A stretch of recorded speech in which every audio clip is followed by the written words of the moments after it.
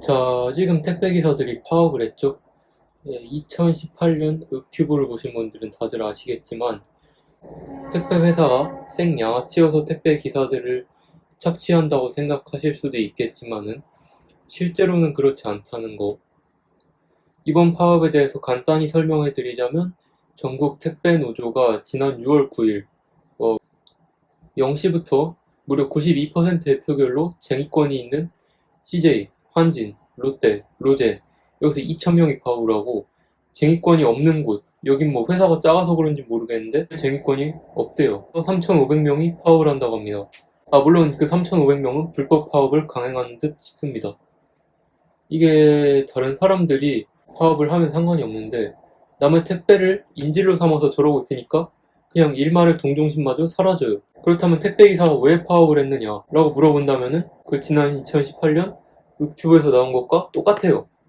기사들은 택배 물건을 배송해야 하지 않습니까? 그거를 이제 상하차장에서 분류를 하기가 싫다는 거예요. 그러니까 상하차장에서 분류를 해갖고 내 택배, 네 택배 나눠서 갖고 나와야 되는데 그 분류 작업하는 게 싫다 이거지. 그럼 왜 우리가 해야 된다 이거지. 그러니까 뭐 오전 7시에 나가서 한참을 일하다가 늦게 들어온다. 배송이 많으면 새벽에 들어온다. 하는데 이렇게 만들면 택배회사가 기사들을 엄청나게 막 착취하고 있는 것 같은데 그렇지는 않아요. 자, 택배기사들. 일단 개인사업자예요. 개인사업자라는 것은 약간 1인 사장이라는 소리예요. 그래서 사장은 최저임금 대상에서 제외된다는 거. 뭐 뉴스에서 최저임금 어쩌고저쩌고 따지고 있는데 뭐 논하는지는 나도 모르겠어요. 이게 선동인지 뭔지는. 아무튼 자영업자는 최저임금 대상에서 제외된다는 거. 일단 사장이라고 해서 나오는 건데 음식점 사장님을 예로 들어봅시다. 음식점 사장이 자신은 새벽부터 나와서 일하는데 최저임금도 못 받고 일한다. 그래서 돈을 올려달라. 이게 말이 됩니까? 아니면 우리는 손질하느라 너무 힘들다. 앞으로 음식 손질은 당신들이 하든가 돈을 더 달라. 이게 말이 됩니까? 그러니까 그거를 택배기사한테 그대로 갖다 맞춰주면 이건 말이 되냐 이 말이죠. 당연히 말도 안 되는 개 헛소리라는 거. 택배기사들은 약간 이런 클리셰가 있죠. 전태일 열사 시절처럼 하루에 열 몇 시간 족빠지게 일하고 돈은 쥐꼬리만큼 받고 뭐 그런 클리셰가 떠오르는데 실상은 전혀 그렇지 않다는 거. 앞에서 택배기사가 자영업자라고 했죠. 뉴스 같은 데서 물건 하나 배송하면은 컵라면 하나 사 먹는답니다. 근데 이게 물건을 하나만 배송했을 때 얘기지 하나씩 들고 이렇게 배송하진 않지 않을 겁니까? 그러니까 쿠팡 아저씨들 보셨죠? 그 아저씨들은 물건 이렇게 막 여러 개 이렇게 쌓아놓고 층층마다 눌러놓고 배송을 해요. 그러니까 한 번 갔다 오면은 배송이 몇 개씩 돼 있다는 거. 물론 이제 뽁뽁이나 생수처럼 들기 힘든 물건도 있겠지만은 이게 비율상으로 따지면 그렇지 않은 물건이 훨씬 많다는 거. 근데 계속 이렇게 선전선동을 하고 있죠. 택배노조 측에서. 뭐 이런 복잡한 얘기 때려치우고 이 영상을 보고 계신 분이 직장인이라면 아니면 알바생이라면은 택배기사들보다 월등히 돈을 많이 받으시는 분들이 거의 없을 거예요. 왜냐? 택배기사들 연봉이 엄청 세거든요. 거기 택배 사무실 가보면은 외제차 수두룩 빽빽하게 많습니다.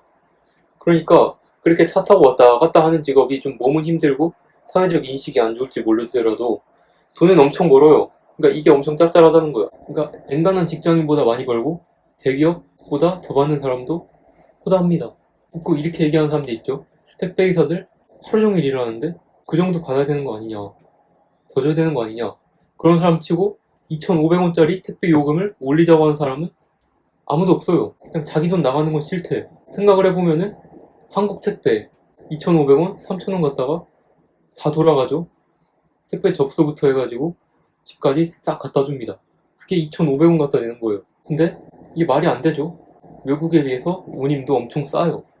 그러니까 택배기사가 싸게 일하는 걸 수밖에 없어요.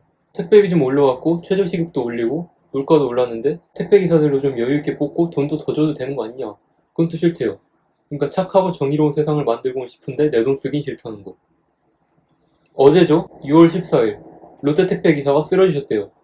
근데 일하다가 쓰러진 게 아니라는 거. 잘 일하고 돌아와갖고 집에서 주무시고 계시는데 갑자기 쓰러 계시다는 거. 그래도 가족이랑 택배 노조가 과로가 원인이라면 과로가 원인이겠죠? 설마 여러분들이 공감 능력 없는 사이코패스나 악덕 기업가가 아니면 약자 입장에서 잘 생각해 주시리라 믿습니다.